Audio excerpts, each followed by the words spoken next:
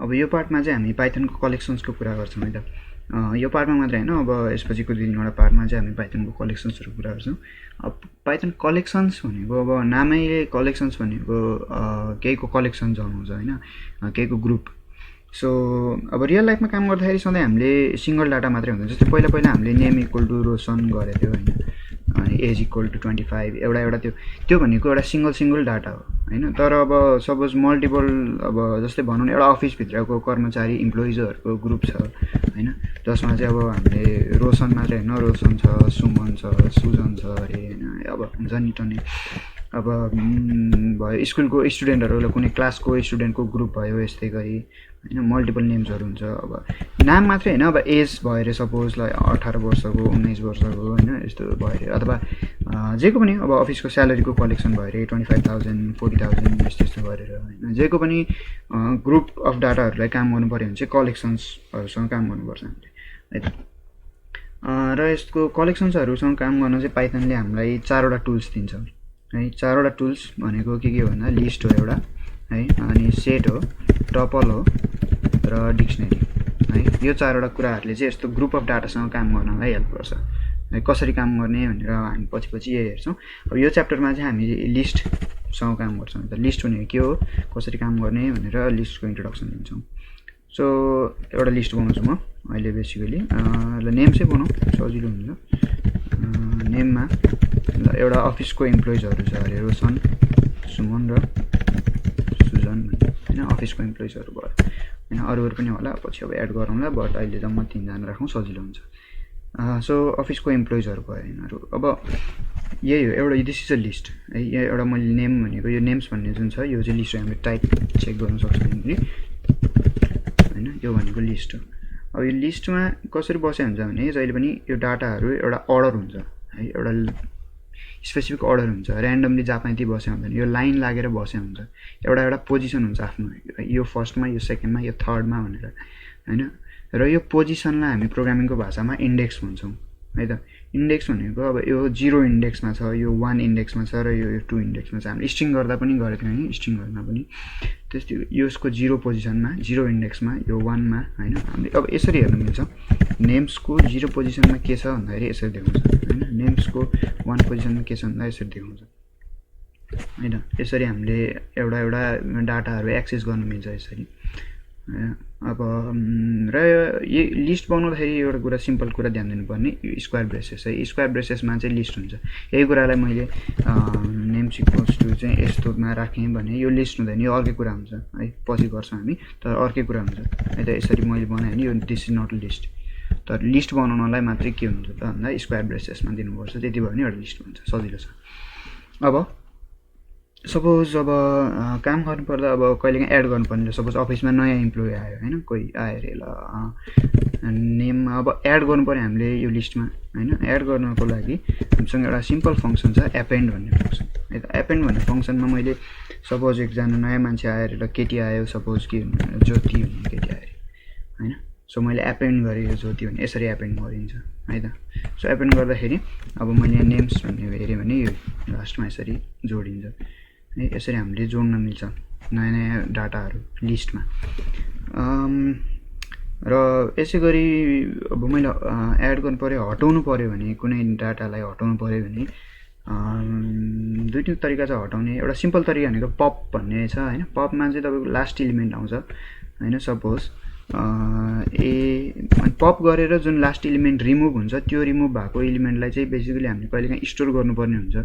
So example दिउँ यसरी, names dot pop गरे भने ए मा चाहिँ अब आएर ज्योति भन्ने बस्छ, किनभने यो लास्ट एलिमेन्ट चाहिँ पप आउट हुन्छ क्या, निस्किन्छ बाहिर भने जस्तो भनौँ न हैन। र यो नेम्सबाट चाहिँ डिलिट हुन्छ यसरी। अब नेम्स भने यो 3टा मात्रै छ हैन। अब तपाईले डिलिट मात्रै गर्नु छ भने पप मात्रै गर्नु, यसमा स्टोर गर्नु परेन यसरी। यो गर्दा चाहिँ के भने डिलिट पनि भयो, यो नेम्सबाट डिलिट पनि भयो, र ए मा आएर स्टोर पनि भयो। जे पप आउट जे भयो त्यो आएर ए मा बस्यो भने है त।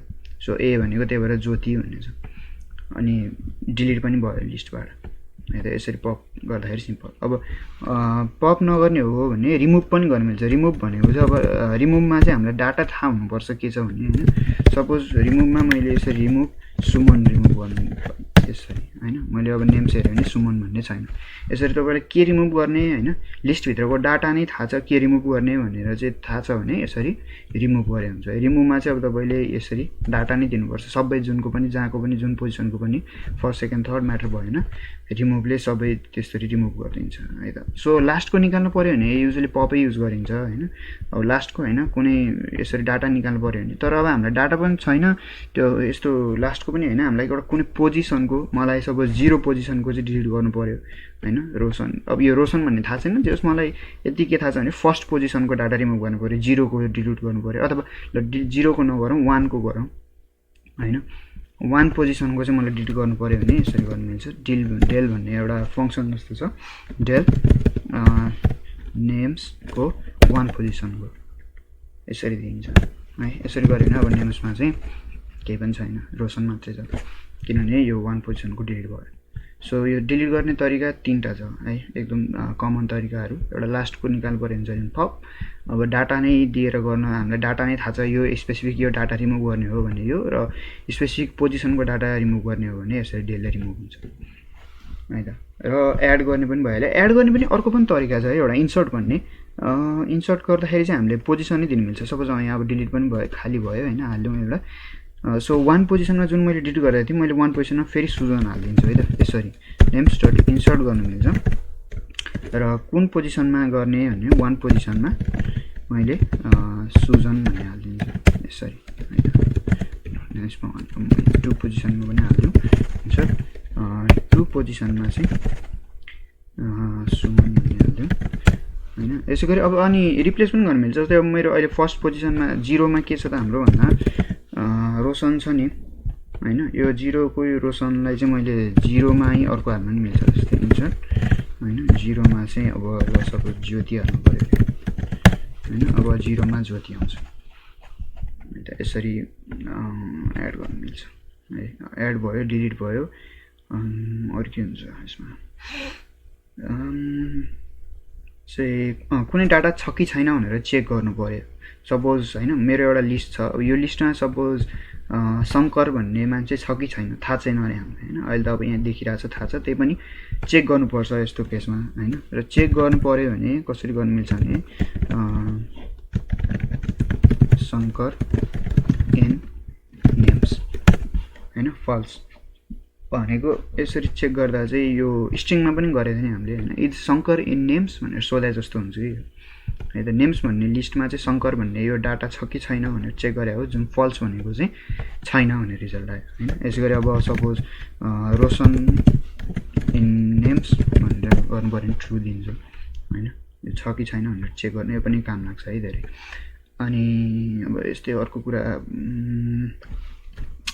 चाहिँ अब लिस्ट कति लामो छ भनेर हेर्नु पर्यो भने लेन भन्ने फंक्सन छ हैन लेन भनेको लेन्थ हेर्न मिल्छ यसको हैन लेन नेम्स गरे नि यसको फो दियो जुन भनेको चाहिँ 4 वटा डाटा छ भनेर दियो है लेन्थ हेरेको नेम्सको हैन र यस्तै अरु के छ भन्दाखेरि एक्सटेन्ड भन्ने एउटा कुरा छ सपोज लिस्टहरु एड गर्नु पर्यो भने एक्सटेन्ड मात्रै हैन लिस्ट एड गर्नु दुईटा तरिका जस्तै लेट मी से र सपोज दुईटा अफिस मर्ज भइरे सपोज हैन यो एउटा अफिसको 4 जना इम्प्लोइ भयो अब अर्को अफिसको नेम्स 1 भनेर राख्थे मैले अर्को अफिसको इम्प्लोइहरु छ अरे र इंग्लिश नामहरु राख्थे जोन हैन स्याम हैन डेभिड ल यो तीन जना अब यो दुई जना चाहिँ अफिस मर्ज भएर र यो जम्मेको एउटा लिस्ट बनाउनु पर्यो सबैलाई चाहिँ एउटा लिस्ट सबैजनालाई एउटा एउटा अफिसमा हाले जस्तो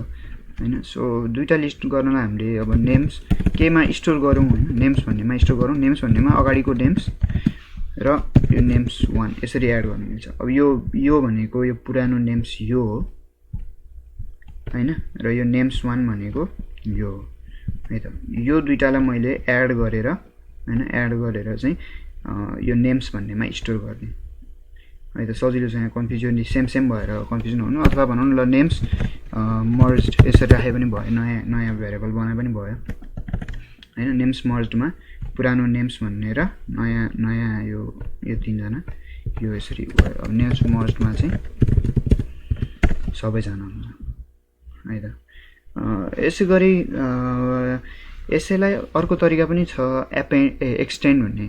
एक्सटेन्ड भनेको जस्तै नेम्स, यसलाई अझै तिमीलाई नेम्स अर्को पनि आयो अरे, नेम्स 2 भनेको केटीहरू आयो अरे 2-4जना, श्रुति होइन, के भन्छ अरू केटीको नाम, सृजना, 2जना मात्रै होइन। यसरी यो आयो अरे। अब यो पनि गर्नु पऱ्यो भने यस्तो गर्नु मिल्छ, नेम्स मर्ज डट एक्सटेन्ड होइन। यही अब एक्सटेन्ड भयो नि त यो लिस्ट होइन। यो जुन लिस्ट थियो हाम्रो यो एक्सटेन्ड भयो है। एक्सटेन्ड गर्नुको लागि एक्सटेन्डमा चाहिँ हामीले नेम्स 2 यसरी दिनु मिल्छ होइन। यो अलरेडी भएको लिस्टमा एक्सटेन्ड गर्ने होइन। अनि यो लिस्ट लिएर सो दुईवटा लिस्ट जोड्नु पऱ्यो भने दुईवटा तरिका भयो। एउटा यसरी जोड्नु पनि, प्लस गरेर सिधै जोड्न पनि मिल्यो होइन, प्लस गरेर पनि जोडिन्छ। अथवा प्लस नगर्ने हो भने यसरी एक्सटेन्ड भन्ने फङ्सन छ जुनले दुईवटा लिस्ट जोडिन्छ है, सेम रिजल्ट आउँछ होइन। अब यसरी गऱ्यो भने यसमा यो पछाडि जोडियो है। सो नेमहरू त्यसरी जोड्नु मिल्छ, भनौँ न लिस्टहरू त्यसरी जोड्नु मिल्छ। अरू के छ लिस्टसँग काम गर्नुपर्ने भन्दा बेसिक कुराहरू यही हो। अब लिस्टलाई युजली सर्ट गर्नुपर्ने हुन्छ कति केसमा होइन। अब अल्फाबेटिकल अर्डरमा होइन अथवा न्युमेरिकल अर्डरमा सर्ट गर्नुपर्ने हुन्छ। त्यो पनि अब छ। अब अहिले एकैचोटि धेरै कुराहरू नहेरौँ, बिस्तारै बिस्तारै गरौँ होइन। अहिले यो पार्टमा चाहिँ यति नै गर्नु पर्ला है। बेसिक कुराहरू छ, एकैचोटि धेरै गर्दाखेरि कन्फ्युज होला। र त्यसपछि लिस्टमा हामीले लुप पनि हुन्छ, जस्तै 1 by 1 एउटा लुपमा एक्सेस गर्नुपर्ने हुन्छ। ल यो धेरै कुरा भन्दा त्यो अरू पार्टहरूमा कुरा गरौँला। यो पार्टमा चाहिँ यति नै बेसिक अब कुराहरू होइन। एड गर्ने भइहाल्यो, डिलिट गर्ने भइहाल्यो होइन, लेन्थ भयो, अब केही डाटा छ कि छैन भने चेक गर्ने भयो, र दुईवटा लिस्ट एड गर्ने भयो। बेसिक कुराहरू यति नै हो। र आफू पनि रिसर्च गर्नुहोस्, स्टडी गर्नुहोस् होइन। आफूले मैले यो सिकाएको भन्दा आफूले गऱ्यो भने धेरै याद हुन्छ आफैलाई होइन, र धेरै कुरा जानिन्छ पनि है त। के अरू अब अरू कुराहरू पनि छ धेरै होइन। यति मात्रै कुरा अभियसली हुँदैन लिस्टमा, तर त्यही हो अब सबै कुरा अहिले यहीँ कभर गरेर भ्याइँदैन है त। सो अहिलेलाई यति नै। नेक्स्ट च्याप्टरमा चाहिँ हामी अब यही लिस्टमा अझै 1-2 कुराहरू बाँकी छ त्यो हेर्छौँ है त। See you guys in the next video.